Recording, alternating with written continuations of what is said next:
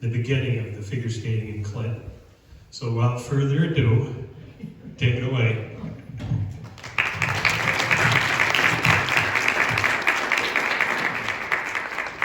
Thank you, Wade. Good morning, good afternoon. Nice sunny day today, thanks for coming. We have a long history of ice skating in Clinton. My parents used to talk to me about ice skating on the canal way back in the early 20s. And in 1926, they built an outdoor rink here. Are any of you familiar with that outdoor rink? Rose is good. And that's where we skated. And our parents skated from the canal. We skated to the outdoor rink. That was down on Meadow Street, where Caldona's tractor parts and places right now. But in the early 40s, do you know who this young woman is up here? I saw her in the early 40s. This picture was taken in the 20s, late 20s sometimes probably. This is Ellen Blake Nolan. She married Indian Joe, and her daughter was our Teresa, Betsy, Sean, Matt, and Joe Julia, and Joe's wife Ellen. I can't forget her. On a Sunday afternoon in February, we went to watch her skate. And she was probably about 18 years old then. She wore a white skating dress. The skirt was trimmed in white fur.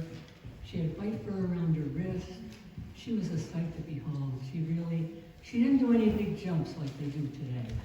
She just did a lot of spirals and some twirls, and she was really something. She turned out to be a beautiful woman too.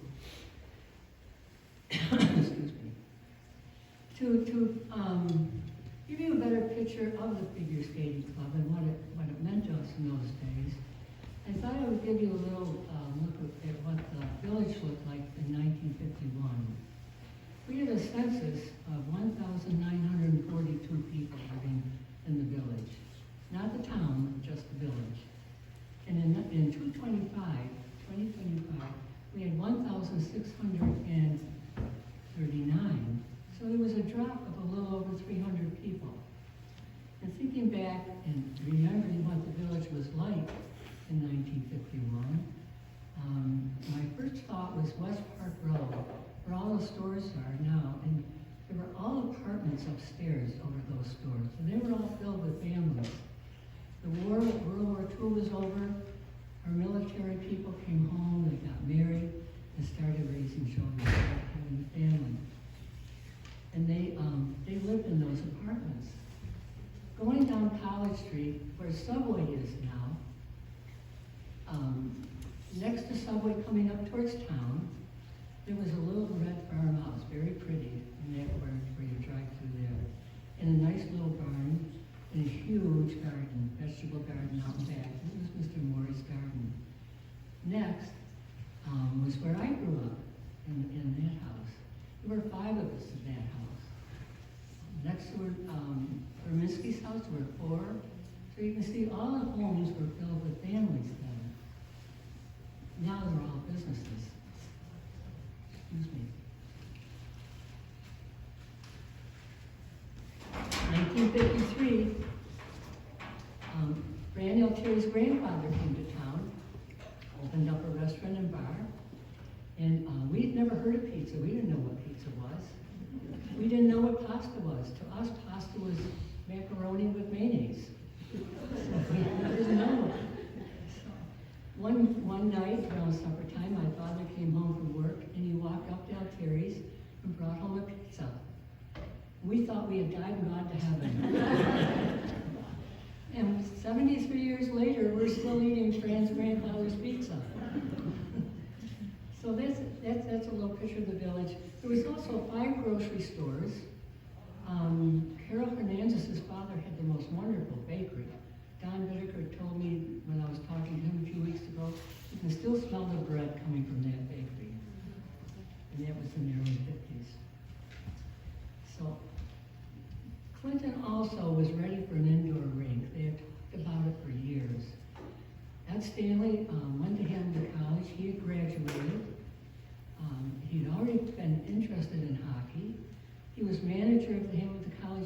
team when he was a student there. So in April of 1948, 22 people got together in the Shenandoah club rooms. And at that time, it was upstairs over Hayes Bank. That's now NBT Bank. Ed was chairman, and Mr. Herb Heinz was vice chairman. Dr. Hall was secretary, and of course, Mr. Hayes was the treasurer.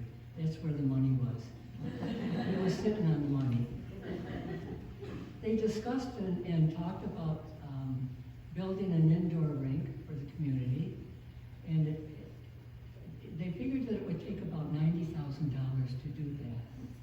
So in July of '48, they hit the 90,000, and the foundation was laid, and we started skating. I was playing hockey in an indoor rink. It was a huge closet type building. It was one of the biggest buildings in the Northeast. Also, it had the benches were wooden benches with no backs to them. It held 1,250 people seating. It was pretty cold. It was a very cold building. It was a pretty ugly building. They had trouble with it the first year, keeping ice. There wasn't any artificial ice in it, so they had trouble keeping ice, and that disturbed the men that built it, the men that paid for it. So they took another $49,000. They bought an ice making machine, and they bought 8 miles of pipes were laid on the floor of that rink, and we had artificial ice.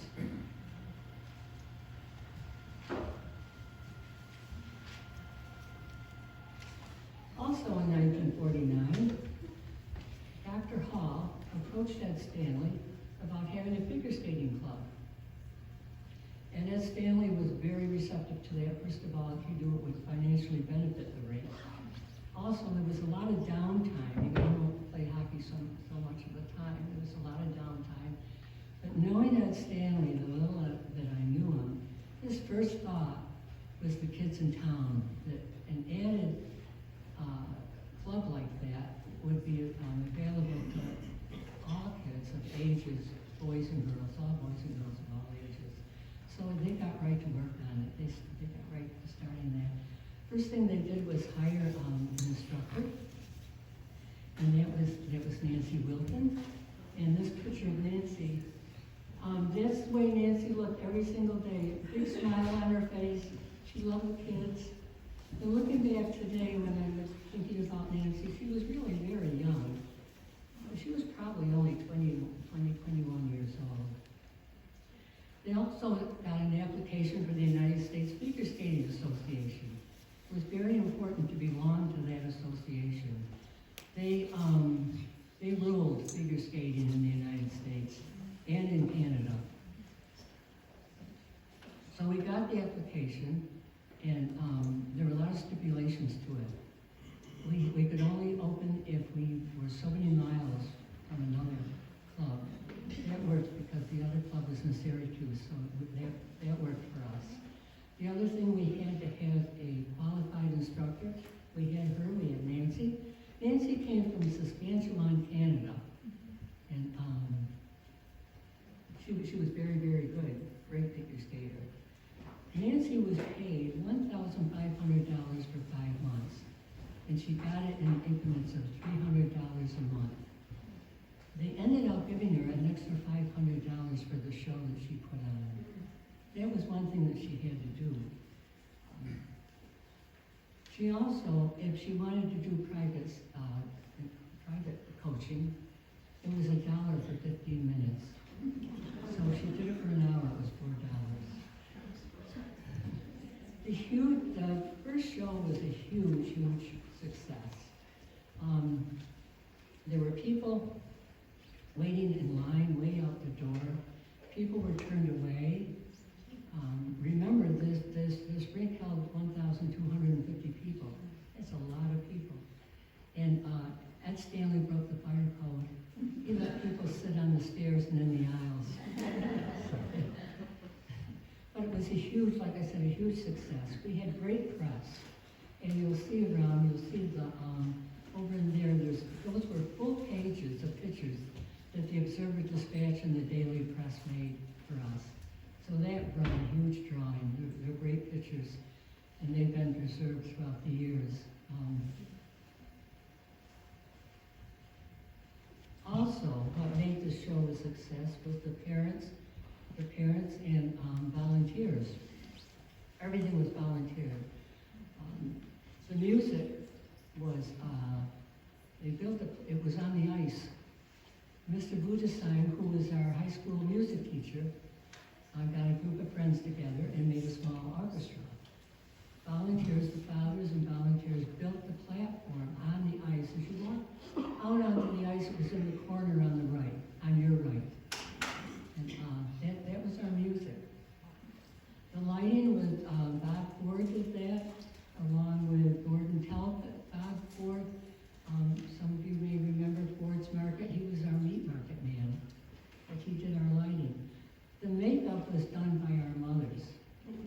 My mother was in charge for that a couple of years. But they'd also bring in some teenagers because to bring the styles up to date, teenagers knew more about putting makeup on than our mothers did. The sets were built by our fathers and volunteers. The backdrop, we used curtains, 2 curtains, and the high school hockey players that were our age would hold the curtains up as we skated out and skated in.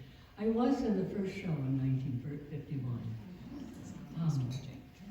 The announcer, some of you may remember, was Ralph Ellinger. Any of you knew? One couple nods. If you heard about Ralph today, you would know it was Ralph Ellinger. He was the main announcer for all events all over the county.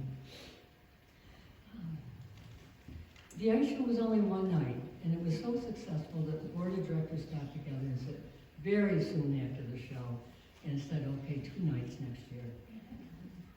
The membership, mostly because of the good press that we got, the membership grew like crazy, like leap and bounds after that first year. And whole families came to skate. The Studdards family came as a whole family. The Olivers came from Riscony Falls. The Brits came from Whitesboro. And it was Ann Britt and her sister Christine and a couple of her brothers, they all came. They also came from down the valley. Joan Darby, she was one of a young woman that we made friends with because we were both about the same size, so they were always putting Joan and I together. Dave Reardon, he was I shouldn't say older, because we were like 12 and he was like 15. But he came from down the valley. The largest family that we ever had in an ice show in probably 75 years was Bea Costello and her 10 kids. And they were only in one ice show. But many of those kids, I know her oldest daughter, Margaret, and Margaret was in the first show with me in 1951. And as those kids kept growing, bunches of those kids, it was a Costello in the ice show for years. Look at how happy Bea looks. And he's getting those kids ready. I can't imagine. My neighbor's here, Phil. He talked about dancing with Robinhyde. I don't know where he went, but he's here someplace. He came to skate. Nancy stayed for one season, and then she joined a South American ice show group. And I was thinking of Nancy, and I just hope people really appreciated her back in '51. Because when you think of it, she came from Canada, she came to a new country, she didn't know a soul here. She was a young woman. She had the first group of so-called figure skaters. Some of us didn't know how to skate at all. The rest of us didn't skate the way we should. We'd just been thrown on the outdoor rink and let go. She wrote and produced that first show. I don't know, I think she had some help from this, a company, some friends she had in Albany, I think, pitched in to help her on that. So, there were 47 members of us in that first show. And most of us, I would say, were from 11 to 14 years old. And then the kids went down younger. There were a couple of older skaters. Regina McManus was in the first show. She was with us. And I mentioned Dave Reardon. Ken Niles was in the first show with us. Most of you know Ken.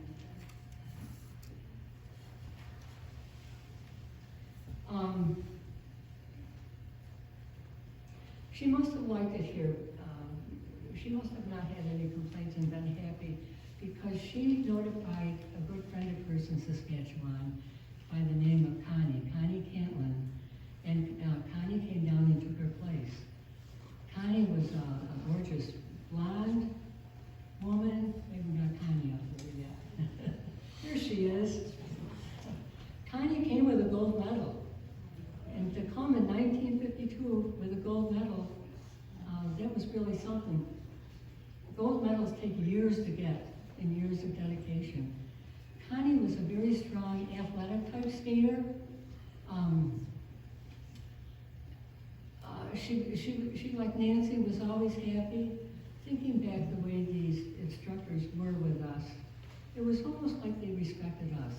They didn't care if I wasn't a figure skater. I couldn't get my body off the ice, no way. She treated me just like she treated Ken Niles with respect, because Ken got his body off the ice, and so did Alexander. Connie was really nice. She stayed for 5 seasons, and she married Ray Jameson, one of the comic players. And the last I knew, she had, before she left here, she had a baby boy. And Jonah, Misty, and I used to take turns babysitting Connie's little baby boy. 1953, we woke up.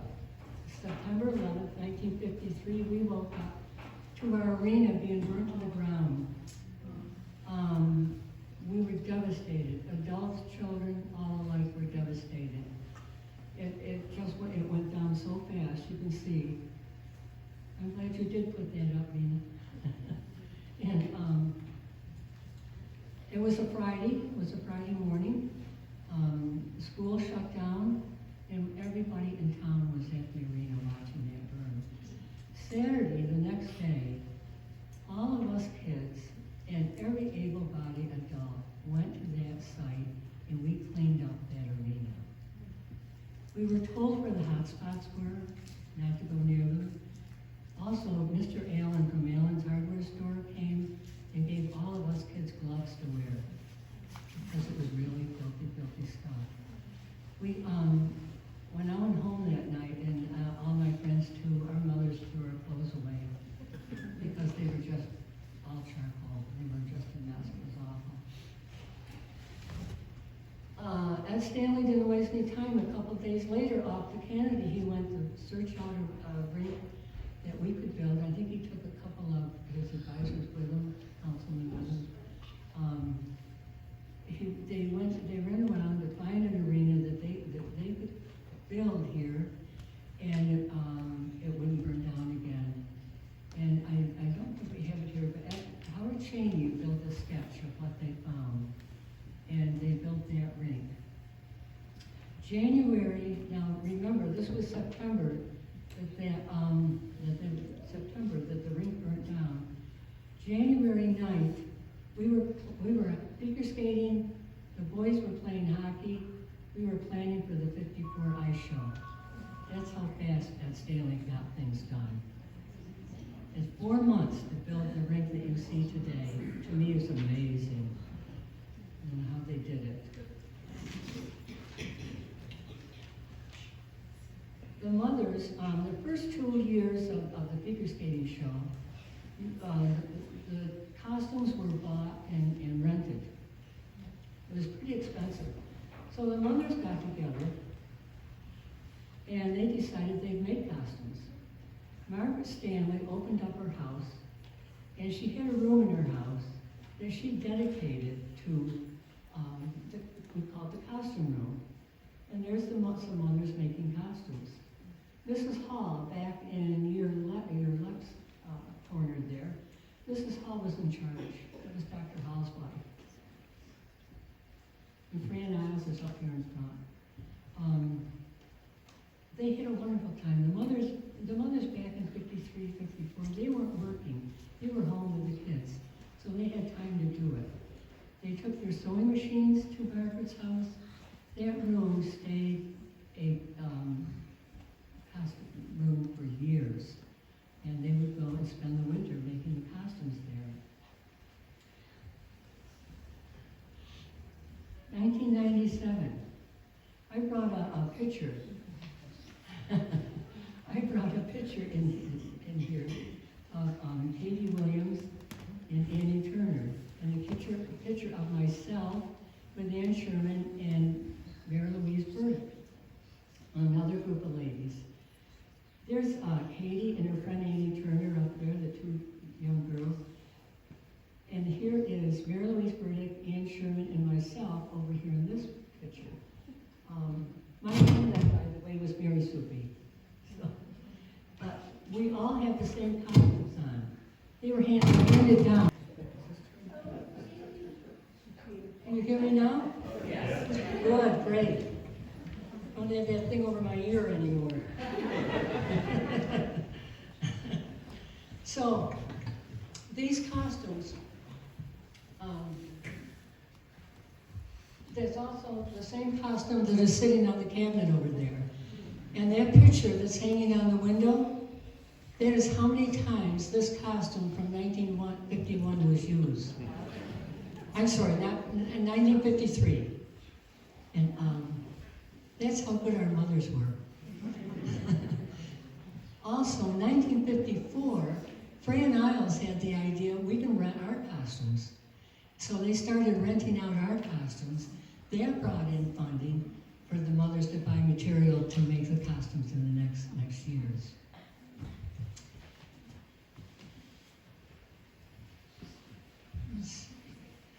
We have a group. You need to know about how a lot of the figure skaters ended up going to Lake Placid in the summers. They would finish skating with the ice show in March, and it was a long break until they could skate again in November. So here's Ann Britt, Sally Schatz, Jackie Flutie, and they all went. Many more went too, but these three girls were in our time in the early 60s. And they all, I only talked to Ann Britt, was the only one that I could really get a hold to talk to. In fact, Jackie Flutie was from Utica. Sally Schatz, I don't know where she was from. Ann Britt was from Whitesboro. She was from Whitesboro too? Okay. They talk about how much they got out of going to Lake Placid. There were boarding houses in Lake Placid for just skaters, just young kids skaters. And so, and they were done by age. For example, the 8 to 10-year-olds stayed in one house, the 11 to 12-year-old or 13-year-old stayed in another house. So these three, being the same age, were always able to stay together. Another young woman that went up with them was Judy Oliver. Julie Oliver was a year younger, so she got left behind. There's Judy. And I talked to Judy. Judy lives in Florida now. And she told her what Lake Placid gave her. It really strengthened her legs. She became a very strong skater, and she became a very confident skater. That's why I like to put this picture up, because this is on the cover of the 1959 program of the ice show. She was 12 years old, and look at her. She's amazing. She was a great skater. She loved to skate. When I called her, she said, "You're not asking me to come back, are you?" I said, "No." She said, "I came back for the 50th and went out on the ice and fell." So that was that. She was very, very good. We had so much fun with the ice shows. The ice shows were glamorous for us. The costumes we wore in makeup. And all the skaters that were in the show then, we all were from Clinton. They came from all over. And we became such good friends with them on the ice. When we left the arena, we never saw them. Most of the time, we didn't even know each other's last names. But we just had so much fun. It was a great, we were so lucky to have that arena, and we knew it. We really, really appreciated it. Now here's some of the pros that from the 1951 group that I'd like to show you that went on into adulthood. Alice Ann Wesseldine. Alice Ann was born to jump. When the club first started, I swear she walked out on that ice and she jumped. During rehearsal, we'd always keep one eye out for Alice Ann because she was either going up or coming down. She had beautiful red hair, so she was easy to spot. Alice Ann ended up going to, she went down to New York City, and she skated in a few of the little shows and things down there. Then she interviewed for Ice Follies and was accepted, and readily accepted. She skated for Ice Follies for 10 years. And after she stopped skating with Ice Follies, she worked in the office part, probably up until around the 70s when Ice Follies was sold off to one of the companies that were with, what is it, down in Florida? Disney. Where? Disney. Disney, thank you. One of the companies that was connected to Disney. And then Alice came home. But she was a wonderful skater with tons of energy. And like I said, I couldn't get my body off the ice. But it didn't make any difference to Alice Ann. We were still friends, still had a lot of fun. Then after Alice Ann, there was Kendley Blue. I don't know if any of you knew Kendley Blue. She came as a little girl, and she was Judy Oliver's Peter Pan Tinkerbell. And looking back on Kendley, I think we all knew that Kendley was headed west. She was to become a California girl for good, for sure. Kendley also went down to New York City.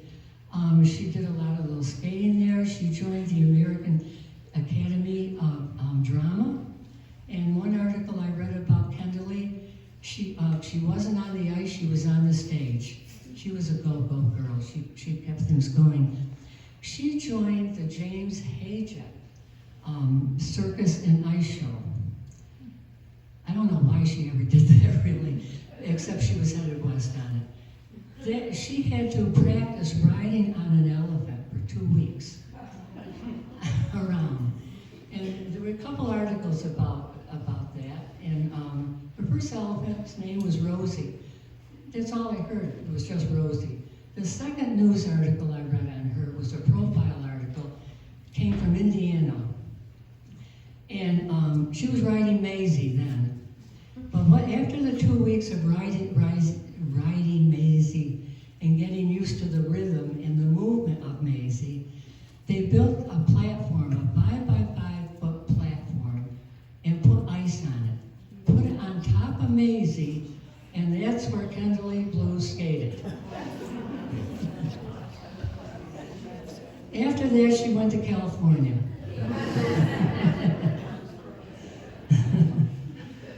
We did have, the show wasn't always fun and games. Every once in a while, we'd have a very stressful moment. And this one time, it must have been probably in 54. It was definitely not 51. It must have been in 54. Ken Niles and I could never really figure out which number it was. We didn't pay so much attention to the number, but the music they were having for the number. Now remember, we were, by this time, 14, 15 years old. And this was a pretty hot number in our day. Neither Ken and I we can't remember what the number was, but we remember the beat. And the male skater was going to be a pair skating. The male skater had been picked, but the girl skater hadn't. And it was between my good friend and my next door neighbor, Joan.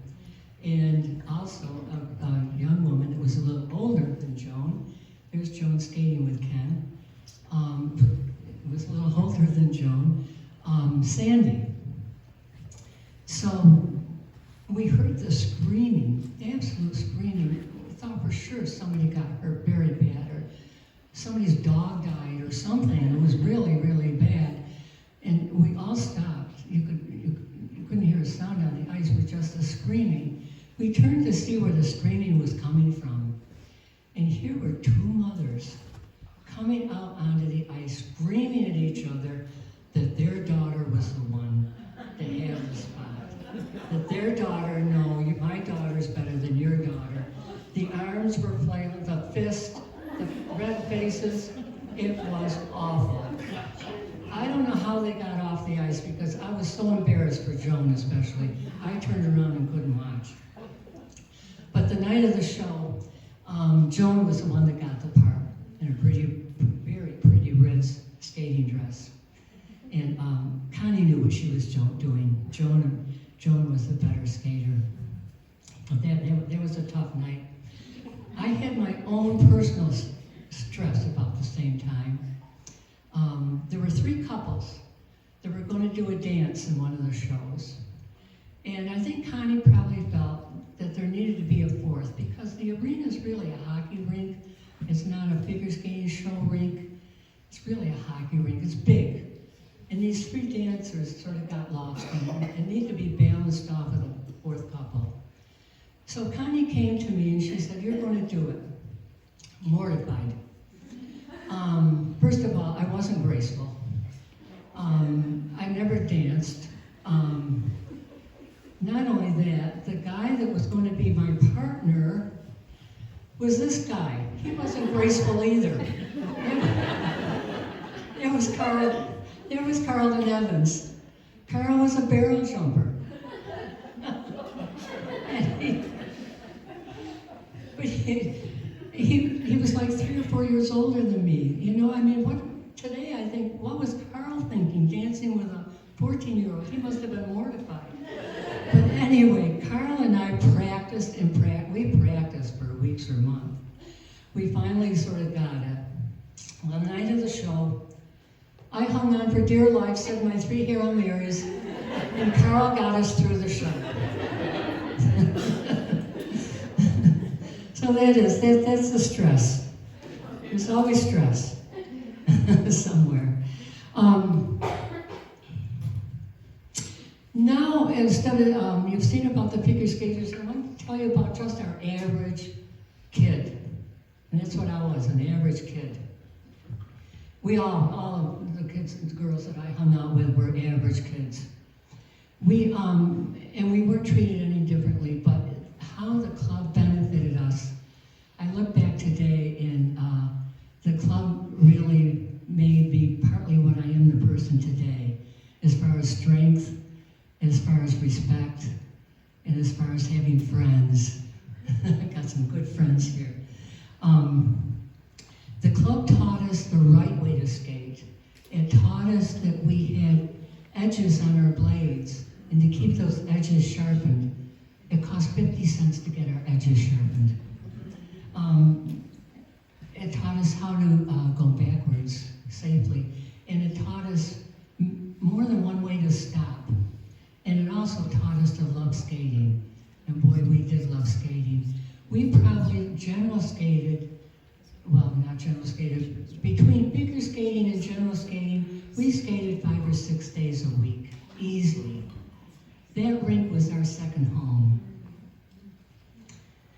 At one point, we thought, we can play hockey. We'd been to all our boyfriends' hockey games all the time, our brothers. We can play hockey. The Clinton boys wouldn't play us. They said, no way, we're not doing it. So Jane Buckley was going, her boyfriend was a boy from New Hartford by the name of John Sherman. And John, at that time, New Hartford was just starting to talk hockey and talking about building a rink. So John said, sure, we'll play hockey, we'll play it. And I think it was probably John's brother, Sherry Sherman, that drove them up to Clinton. And keep this in mind, because the arena was our second home, we knew when the hockey cages were up. We knew when the ice was free. We knew when we could go in and skate. We didn't have to ask anybody, and we didn't. Nobody, I don't even think we told our parents we were doing this. But anyway, up they came. We borrowed our brothers and our boyfriends' hockey sticks. I don't know who brought the puck. We started to play. All of us, I knew our first instinct was not to get the puck to the goal, but to get rid of the puck. Because none of the New Hartford hockey players stayed their position. They all came on, and whoever had the puck from us. Anyway, we didn't even play a full period, and we won 2-0.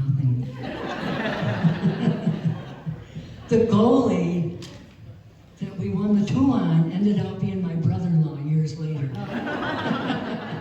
Only mentioned that game to him once. We never talked about it again. But Frank Barber, Dr. Frank Barber, he was a dentist, and those other young boys that were trying to play hockey with us that day, when they grew up to be men and have families of their own, they were the ones that started the New Hartford hockey team and built the New Hartford rink, and also the New Hartford figure skating club. Both my nephews and my nieces played in the New Hartford rink. So those boys did learn a lot that day when we played hockey. They had to build their own rink. Also, during Thanksgiving and Christmas holidays, all the high school hockey tournaments were played here in Clinton at our rink, because there were any other rinks like ours, really. They came down from Salmon River, from Messina, they came from Lake Placid, they came from all over. And they were like 3-day tournaments. We had no place to skate. We'd go watch our boys play, but we didn't care about the other boys, so we put our skates over our shoulders. We walked up to the hill, across campus. We went in Sage Rink and we skated. Nobody cared. The college boys had gone home. The rink was empty. And but that's the kind of life that we were able to live in 1951 as children. It was wonderful. Now I want to show you the bunch that was really the hit of the ice show, every single year except one. These bunnies, the little tykes, were always the hit of the ice show. No matter what guests you had coming, they were well known. These were the guys that got the applause, and the O's and the A's. They only had to skate out to the middle of the rink and skate back. All they had to do. When one would fall down, he'd get a real applause. And he'd stick his little butt up in the air and off he'd go again. But the one group that beat them is this group.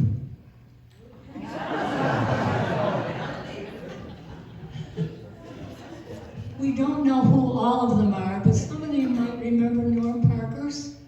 He's there, he's down here on your right, the very first one. Johnny Budashet, am I pronouncing his name right, Duffy? Duffy was a little tyke at that. He was the goalie for Clinton Comets.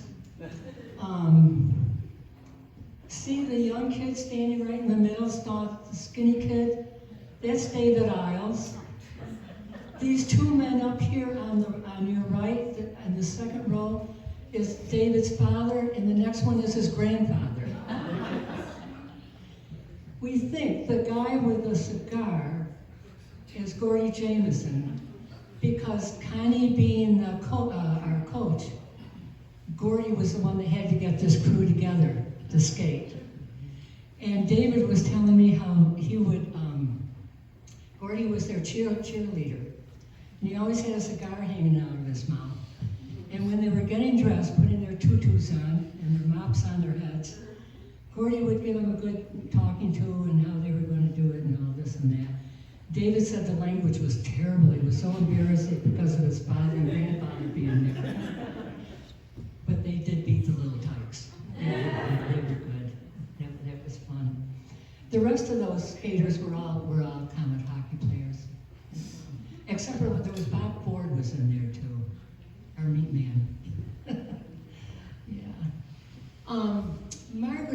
Stanley, Margaret and Ann Stanley, they never had children of their own. But think of what they gave us for 75 years. Think of how many children they sort of adopted in 75 years. They were a remarkable couple. Very remarkable couple. I went to my great niece's graduation last June. Cassie Adams' graduation. And I couldn't get over the way the class officers and the other speakers, the class speakers that they had speaking, how well they spoke, how clear, they spoke with confidence. They were really quite a group. I was so pleased to be able to go to their graduation. There was one girl, Bianca, and she skated, or she talked about skating in the past, but she also said when she was looking at colleges, she wanted to go to a college where she could skate. And I thought that says a lot. She's taken the Clinton Skating Club with her. Thank you. Thank you very much.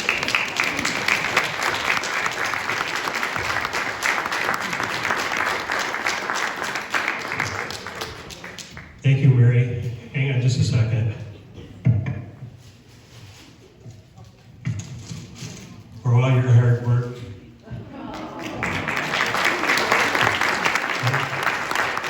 Thank you for all your hard work and being the person we went to get the information.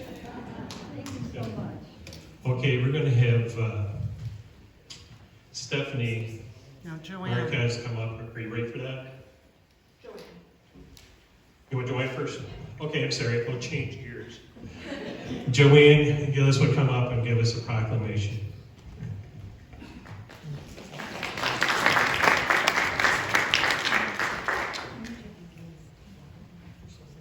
Here, yep.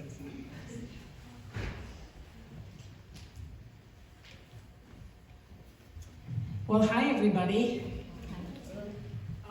I'm really happy to be here today, representing our mayor, Elizabeth Tantillo, who's written a very nice Village of Clinton proclamation. Unfortunately, she couldn't be here today, but I'm happy as one of the village trustees to represent the village on this really special occasion.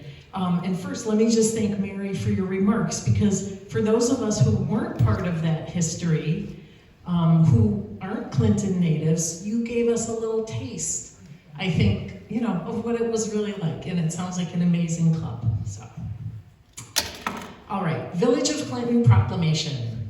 Whereas, in January 2026, now February 2026, we celebrate a legacy on ice and the Clinton Figure Skating Club with an official exhibit at the Clinton Historical Society. Whereas, it is fitting and proper to accord official recognition to the 75th anniversary of the Figure Skating Club. On September 20th, 1950, the club was formed by Edward W. Stanley and Dr. Robert C. Hall. Whereas, in that first year, the club had 43 members. The first ice show was on March 29th, 1951, and as Mary told us, it's sold out. Since then, there have been 73 ice shows. These ice shows are a huge event in our community and beyond. You can barely drive down Norton or Kirkland Avenues when they are performing to a packed arena every year. It demonstrates the tenacity, commitment, and love of the sport of not only the skaters, but it includes parents, coaches, and numerous volunteers to host the ice show. Whereas the Clinton Figure Skating Club joined the United States Figure Skating Association in May 1952. This national affiliation added to the merit and prestige of the Clinton Club. At times, the membership of the Clinton Club has swelled to over 400 members.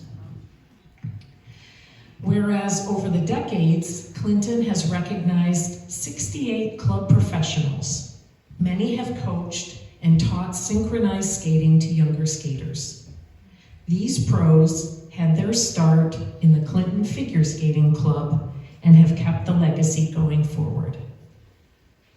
Now, therefore, be it resolved, it is a grateful village that recognizes the Clinton Figure Skating Club for its longevity, enrichment, skill, and entertainment.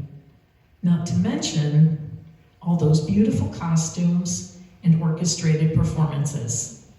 Thank you to the Clinton Figure Skating Club and all it has brought to our community. Signed, Elizabeth C. Tantillo, Mayor, Village of Clinton.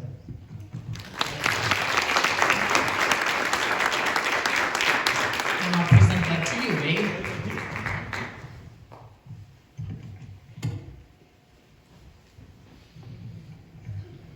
Okay, you might get all your chuck off of there. Okay, I appreciate that. Okay, now we'll have Stephanie Marquez talk about the Clinton Figure Skating Club today.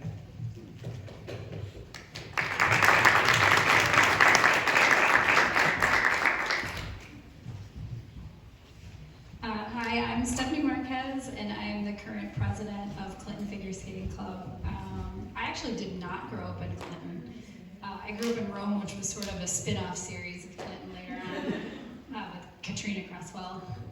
But we would do our show the weekend before, and then we would come to the Clinton show, and it was like the Ice-Capades. I mean, it was the coolest thing ever. And to be able to be a part of it it's really fun to have that come full circle and be able to continue it on. I am also doing an initiative to clean out the hoarding of our rooms at the arena. And I kept finding all this great old stuff. I'm like, it's just sitting in a box shoved in the corner of our costume room. I wonder if the Historical Society could do something with this. And they went above and beyond anything that I expected them to do. This is absolutely fantastic. And really, every time I've come in here, Mary shared another story, and it's been really, really nice to hear all of her great stories in the history of the club, because some things have changed and some things really haven't. We're still addicted, we're still junkies, we still skate 5, 6, 7 days a week. So this is about where we are today with the club and what we hope to do in the future. So like I said, a lot of things have changed and a lot of things have stayed the same. Obviously, the technicality of figure skating is a lot different now, for better or for worse. The boot and blade technology has changed a lot. Actually, the blade, not so much, but the boot, you can see a pair of the older ones and then a pair of current ones. I joke that even when I was a kid, we had to break in the leather boots, and it involved blood and pain and horror. And now they heat mold them to the kids' feet, and they just go out and skate. And I'm like, you guys don't even know. The judging system has changed, and that even is trickling down to our level now. They're trying to push IGS even in the local competitions, which is kind of unfortunate. It's expensive to run, first of all. It makes it hard for the local clubs to do, and again, it pushes that sort of just gymnastics element of figure skating, which us old school people disagree with a little bit. We are still a sanctioned and charter member club of the United States Figure Skating Association. They have dropped the A for whatever reason. It'll always be USFSA to me. But we're still doing that. We've been running their basic skills program for as long as they've had it. The patches haven't even changed. We're still running 1 through 6 basic skills for Learn to Skate. The pattern dances, we're still doing the same pattern dances with the same music from a million years ago. I keep trying to get them to use newer music, but as soon as you hear it, you're like, oh. We do still run the synchro teams, what they called precision back in the day. We definitely still do ice show. That's our big hurrah, our biggest fundraiser, and the most fun we have. And like I said, we still are there. We still love it, and there's just something about it that once it's in your system, you can't get it out. This is an example. I found this article about Ken Isles when he passed the American Waltz pattern dance. And then there's a diagram of it back in the day, and then a diagram of it now. Like, I passed this dance a couple years ago. We still do the same exact dances, which is kind of fun to see that, like, so long ago, and they're still doing the same thing. And I hope that dance starts picking back up again and we get a couple more guys interested in it, because it would be fun to have sort of that social dance thing again. I will say, that's okay, very good. During COVID, there was nothing else to do. There was no testing, there were no shows. So our coaches got really heavy into teaching the kids dance. So they got into the pattern dances, they started doing free dance, where they wouldn't necessarily have had time to focus on that before because they were working toward the freestyle competitions. So our kids have gotten really into the pattern dances, where we have gold medalists several times over in dance now. So there was a bit of an advantage for COVID in that. We run 3 levels of skating. Learn to Skate is by far our biggest group. They're our breadwinner for the club. We try to keep growing that as much as humanly possible. These are all the beginners. We take from age 4 up now. And they run from, can't skate at all to some of them just put on skates and take off, and it's really not fair. Our next level is Aspire, what used to be the Bridge program. This basically bridges the kids between Learn to Skate and full figure skating, introducing them to the whole world of actual figure skating beyond just basic skating moves. And then full freestyle, which is your full United States figure skating membership. I'll get into more of that later, but that's the jumps and spins part of it. The pathway, like I said, we have a snowplow sand program. We have those basic badges. If any of you were in basic skills a million years ago, they are still the same. They have not changed. The Aspire program is new. It's so new that the USFS hasn't, hopefully in 2 days, they're gonna open that up.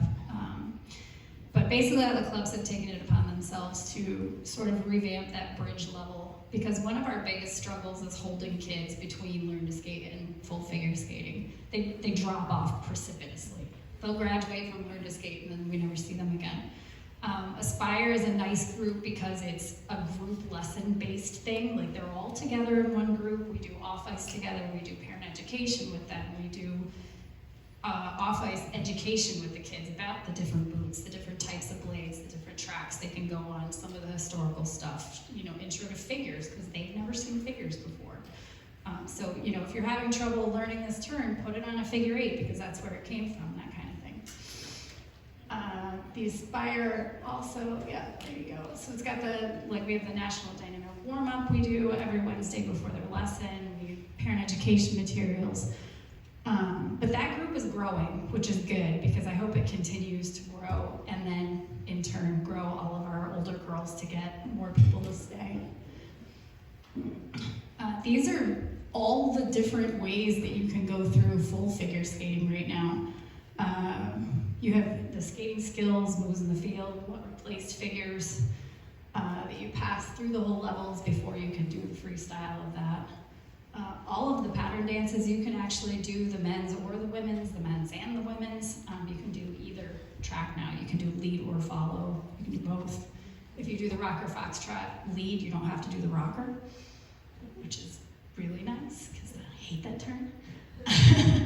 We don't have pairs, but yeah, there's a lot of choices once you get out of Aspire and into free skating. You don't necessarily have to be a jumper. You can do free dance full time if you want to. For anybody that has skated in the past, they've taken it upon themselves to rename all the levels, so I have to look at this crosswalk once a week. If you were intermediate, now you're whatever. If you were junior, now you're pre-gold, or however they set it out. So that's just kind of interesting to see, because they've decided to just change the names of everything for no good reason, just confuse all of us. We have several gold medalists, like Mary was talking about. You get to be a gold medalist for USFS when you finish the level, when you complete all of the tests in that track. So if you finish all of the pattern dances solo, you're a gold medalist in pattern dance solo. And we have a lot of girls that have been completing all of those levels lately, which is nice. We have Bianca here. She's a 4-time gold medalist. She has moves in the field skating skills. She has free dance. She has pattern dance solo and pattern dance partnered. We do have somebody come in to partner for the dances too.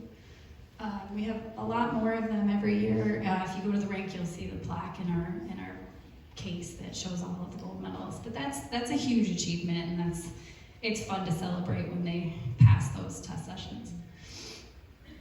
This is Clara Kelly. She's an example of one of our older skaters.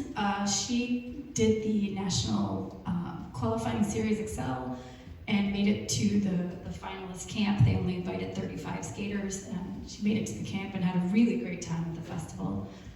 We have a video of her at the end to see that, but we also run Special Olympics programs. We have at least 2 that I know of that are gold medalists at the state games for Special Olympics. So we run a broad program. We run adults, we run Special Olympics, we run kids, we run the whole gamut of everybody.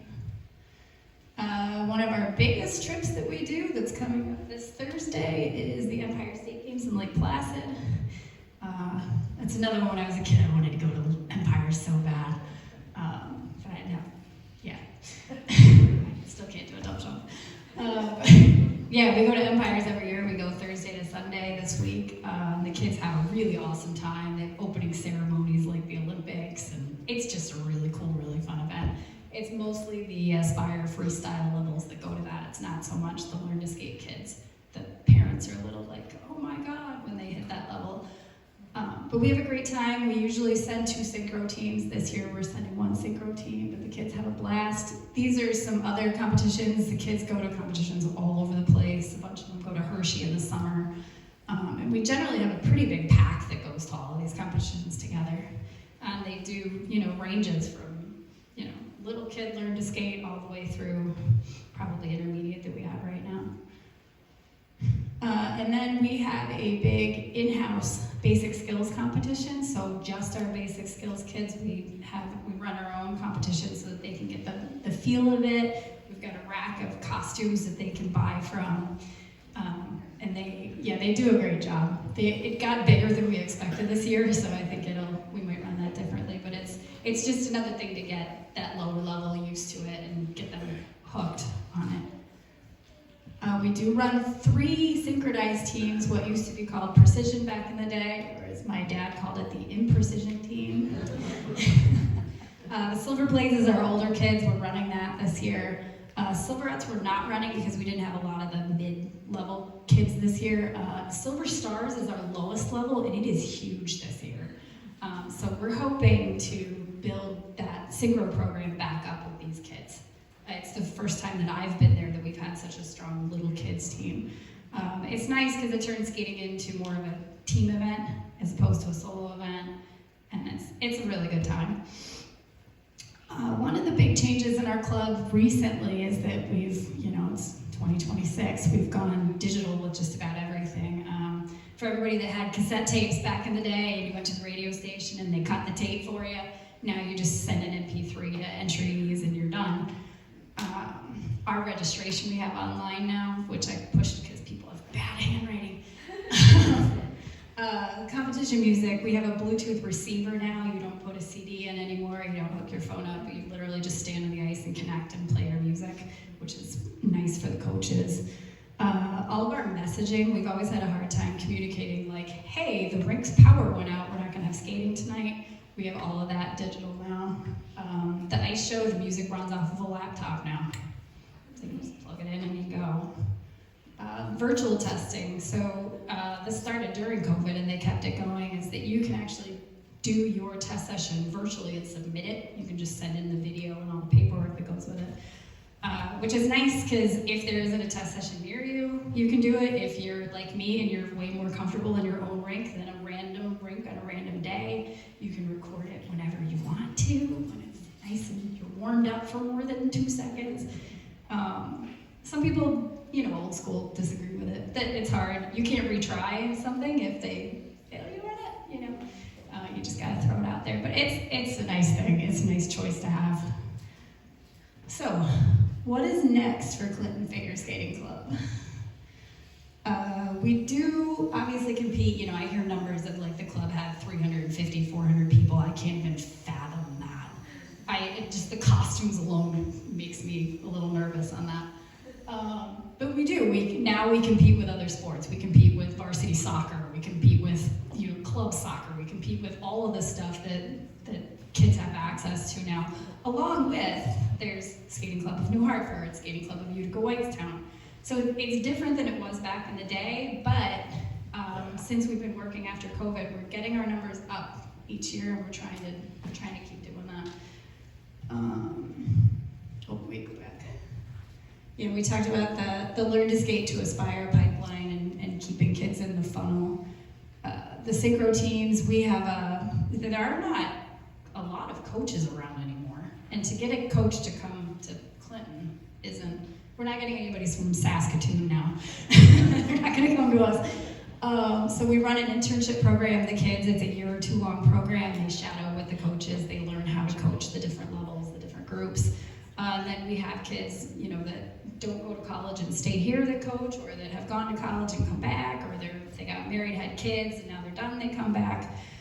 So we really encourage sort of that homegrown coaches funnel so that we continue that, because my coach keeps threatening to retire, and I told her no. A big part of it since the beginning and now is obviously parent involvement. It's a fully volunteer organization that runs. I'm not sure if some people ever really understand that. It's not my day job. But it's a huge parent involvement. We can't run without the parents from the past and current parents. And we have a full board now, which we haven't had in a long time. So we have a lot of people invested in it. It's sort of getting to the point where it's regrowing itself. One of the initiatives that we have is we have two, if you look at the photos over there, we have two giant packed costume rooms. I mean, just jam-packed with every costume from 1951 on, because we are hoarders. So we're trying to get, you know, some of the costumes, as great as they are, you pick them out and they just fall apart, or they're all like this big, and kids aren't this big anymore. So we're trying to clean out one of the costume rooms to have an off-ice room, because we don't have a space right now to do any off-ice exercises, and that's a big component of skating now. Like, those kids don't learn those jumps on the ice. They learn them off the ice, and then they go onto the ice to do it. They learn that sort of body proprioception off the ice, and then take it on the ice. So we're hoping to get this thing, which helps because it's like little kids do doubles now. I don't know if you've seen skating, but it's ridiculous. And this is part of the reason that they're doing it and we're not, is that they have technology like this to get them doing it. This is the costume room. This is the downstairs room that will turn into the off-ice room. I actually discovered that there are mirrors on one of the walls, so maybe it was at some point. But yeah, if anybody wants to come over and help sort costumes and throw them away for me anytime, please volunteer anytime. Like I said, the fundraising initiatives, the ice show is our biggest fundraiser, and obviously registration, but that really only covers operating expenses. It covers ice time, it covers maybe buying one new set of synchro costumes each year, it covers paying the coaches, it covers insurance, it covers stuff like that. To do anything additional, we have to raise additional funds. So I put together this thing called Friends of the Clinton Figure Skating Club. If you want to become one and just get more information about the club, I have a sign up back there. If you want to give us money, that's great, but we will definitely take volunteer hours or anything like that too. If you just want to stay in touch with us and know what's going on, we have the sign up sheet back there. We're hoping to go for the Hamilton Town Gown for the off-ice room, the Edward Wattis thing. One of the big things is replacing the costumes. We don't have new costumes, and we don't have a room full of moms that sews costumes. I can't even have pants. So yeah, we're looking into actually replacing some of these now, because we've recycled them and sewn sequins onto them and reused them as many times as you could possibly try to use them. So we need to buy some actual new. We've gotten to that point since 1951. We need to buy new costumes. So that's another one of our big initiatives for fundraising, is just to replace those costumes. Like I said, Ice Show is huge. If you didn't get tickets, we were giving out complimentary tickets if you didn't see that guy in the back. We love Ice Show. Ice Show is so much fun. Like, the little kids are like, wow. You know, the older kids want 6 and 7 numbers, and we're like, it's gonna be 3 hours long. But everybody's way into ice show. It's definitely one of the differentiating factors of our club to the other local clubs. They don't run a giant ice show like this, which probably is less stressful, but yeah, it's also our biggest fundraiser. We run basket raffle, we charge parking. We had a banner year last year, so that's building back up again too, which is great. These are just all of the, well, not all of them, but a lot of the programs through the years. It's so fun to see all of the stuff as I've gone along, digging around for all of this.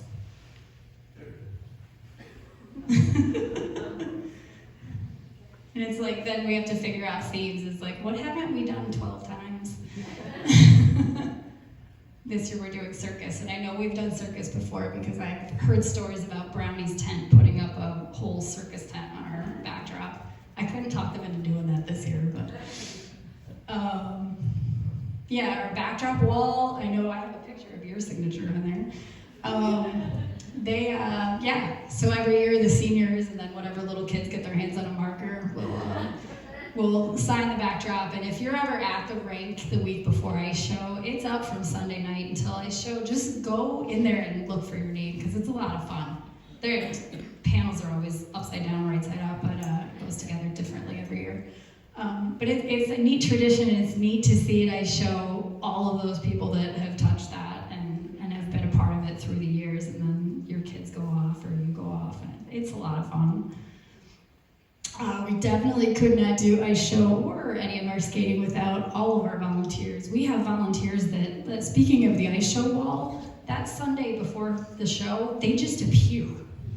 No one's talked to them, their kids don't skate anymore, just this group of magical elves shows up and puts the wall up, and I'm like, if you guys ever leave, I'm gonna cry.